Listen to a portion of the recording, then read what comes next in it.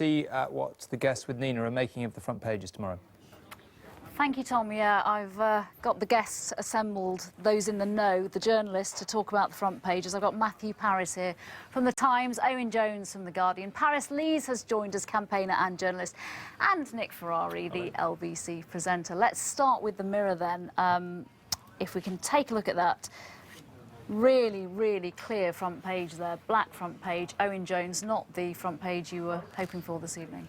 Well, look, if the exit poll's correct, there'll be a lot of very despondent people out there, and that will probably sum up their sentiments. And I'd say to those people, look, yes, there's a lot of politics of fear out there about immigrants, about Scotland, about unemployed people. We've seen that politics of fear for many, many years, but I happen to think, whatever the result, the politics of hope will live. Which addresses people's everyday problems. And it certainly will live on more than ever before, whatever. It wasn't a campaign of hope, was it? Paris Lees, if I can take you to the paper that you write for, Owen's paper as well, this headline just come in for us. Always difficult for the papers, isn't it? Because they've got to go with the exit poll results, and as we've said, there is a huge caveat with that. But I think that sums it up, doesn't it? Shocker.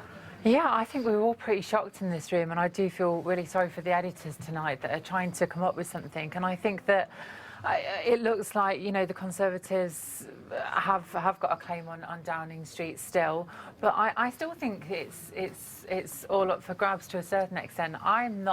It's not a you know, particularly deep political analysis, but I just have a gut instinct that that exit poll is wrong, and I think a lot of people are thinking that now. So I don't know if that's what it is going to look like tomorrow, but it'd be pretty depressing if it was for me. Paris, thank you. Let's move on to the next one and get your reaction, Nick. Yeah. Swinging the Blues, I think we can presume that's a... Yeah, classic tabloid front page. They're doing what tabloids are put on earth to do. Look, if you think it's tough being a politician or a pollster, you're trying to be a newspaper editor at the moment. They are grappling in the dark. They have absolutely no idea. And, of course, they have to commit to print. And it's not like broadcast, like you and I do. You can quickly turn around and say, right, we're hearing intelligence that. They have to go with that. But I'm shocked that I've been lied to by two senior Liberal Democrats, and I'm going to prove it now, because I took bets out. I was assured by Danny Alexander and Nick Clegg that they would hold their seat. So I have taken out bets on those two. I think Danny Alexander is looking very, very doubtful. I might have lost 50 quid tonight, and I'm absolutely annoyed about it. But I will hold on to them. I won't quite rip them up because yet. The exit polls could be wrong. Let's move on to the next one, if this allows. Matthew Parris. It's got the caveat in there. I like the Daily Telegraph's headline because it's temperate and it's factual. And I think the Conservative Party have a great opportunity, starting from now, to start being more polite, more courteous, more understanding towards their opponents. And I think the Conservative supporting... Will they do that, though, if David Cameron does go back into number 10, albeit not with a majority? Because Linton Crosby's campaign has probably proved, if the exit poll is right, that the negative campaigning worked. You never know. All the posters were for the SNP. It was really marked, and you knew that they were really on the crest of a wave. But do you remember, I mean, at the back end of last year, the English politicians were telling the Scots, don't leave the Union, lead the Union. Well, they've virtually got it now, so this is what they've uncorked. And she's been a superb performer. Oh, I think she won those debates. Before I let you go, what do you think in terms of the future of the Union? Because obviously that's a key question if the polls are right tonight. Oh, under massive pressure. Under massive pressure. We're almost back to, I would say, where we were last autumn. And there's going to be a growing sense that if they want it that much, why don't we just let them go for it? OK, we have to end it there. Thank you very much, one and all, because Tom Bradbury is about to talk to Michael Gove. Tom. Of that. Yeah, just before I come to the guests, Tom, some potentially breaking news in the opinion room. One of my guests earlier, Isabel Hardman from The Spectator. A source of hers has told her that Nigel Farage has lost Thanet. Obviously, that's not confirmation of that result, but that is what Isabel Hardman is hearing. Let's pick up on Douglas Carswell's point, actually, his colleague speaking earlier about electoral reform. I'm joined by Katie Ghosh from the Electoral Reform Society. And if you don't recognise my other guest, you should probably be going to bed right now. Brian May, of course, from Queen, but he's here tonight because he's been heading up the Common Decency campaign.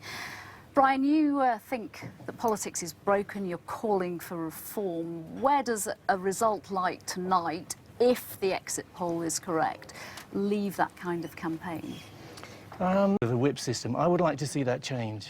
Katie, you're nodding in agreement there. I think Brian's absolutely right to suggest that the two-party system is dead, or should be. What this election night is really telling us, and we can say this confidently before the results have even come in, is we're trying to cram 6 or 7 party politics into a two-party system, and it just doesn't work. And there are going to be millions of voters, whatever the individual or collective results are, who will feel really that their voices haven't been heard. They'll have voted in large numbers for the smaller parties, UKIP, Lib Dems and the Greens, and they won't see their voices heard, and crucially they will not see their votes turned into a fair share of seats in our parliament. Do you think then, either of you, that this is the election where people will look at the share of the votes and actually say enough is enough? Because there isn't the appetite, obviously, for the two main parties to progress with this. I certainly hope so, and I think we need a kind of parliament which is hung in the old sense of the word, and I think there's been a lot of scaremongering about that, saying it would be a disaster. It won't be a disaster, it would be great. And I think in that atmosphere we could get a change in the electoral system. And please God we do, because that's what this is about. You know, because as you say so rightly, so many people in this country, but maybe 50% will feel at the end of this election that their view wasn't represented. It's got to change. We know it works elsewhere, don't we? In so many countries, most of Europe has fair proportional voting, where people see their choices reflected in their national parliament. And I think Brian's absolutely right to say there's going to be a real impetus for change now. People have changed. They want to express a wider range of preferences than they ever had before. We're seeing the established parties struggle to get sort of 2/3 of the vote. That's a lot of other people who want to support a wider range of parties. And we've also seen, and again, we don't know what the exit poll really means, but we've got a hung parliament. First past the post cannot even produce what it's supposed to do, which is an outright winning government. So I think electoral reform is firmly back on the agenda. And what warnings for the smaller parties, given what potentially looks like has been an absolutely astonishingly bad night for the Liberal Democrats, the damage of, as you said earlier, about being in a partnership? I think it's a lesson. Whoever goes into a coalition is going to face that kind of backlash, I think. So I would advise everybody not to. But I think it's in the public interest that they don't. I firmly believe that. I still have my pie charts. This is what happened last time in a typical seat. And these are the people who didn't vote. Why didn't they vote? Not necessarily apathetic, but because of what you said. They perceived that there was no chance for their voice to be heard.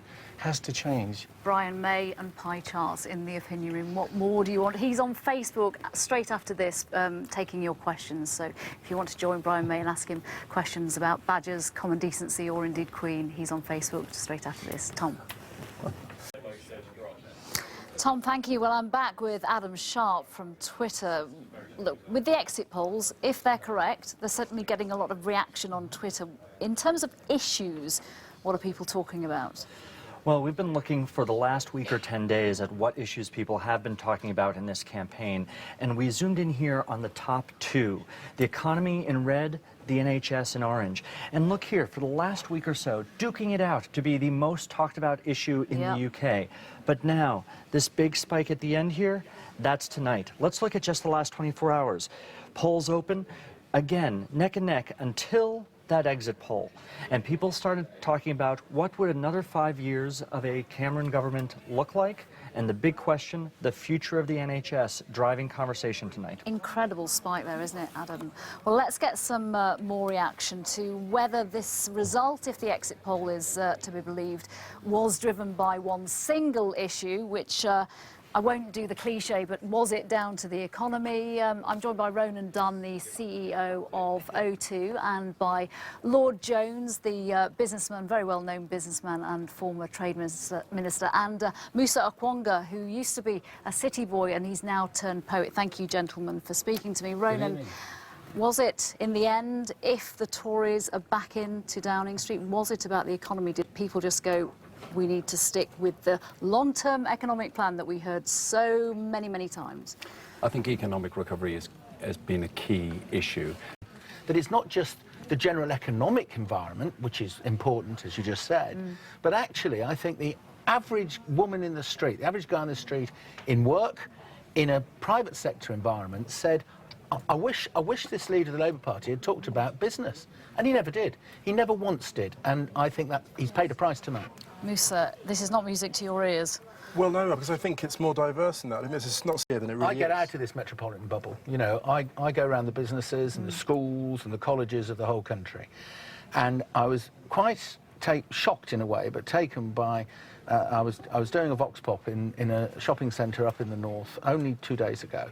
And she came up and said, what's all this about, you know, as they do, and pushing. And she said, you know, I've always voted Labour in my life and I'm going to vote UKIP. And I said, why? She said, I can't tell you. And I said, switch off the microphones, tell me. She had immigration. Now, she has never voted Conservative, nothing to do with Conservative at all.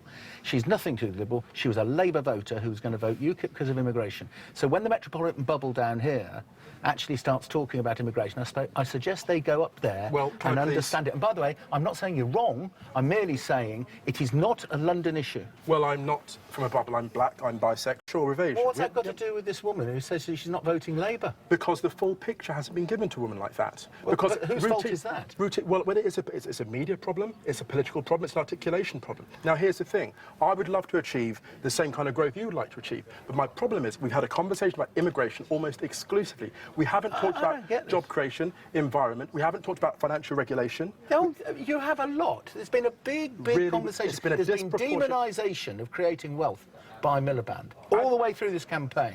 Big business means evil, terrible, dreadful things. And it's so. And by the way, the average businesswoman or the average working woman in the country doesn't agree with him.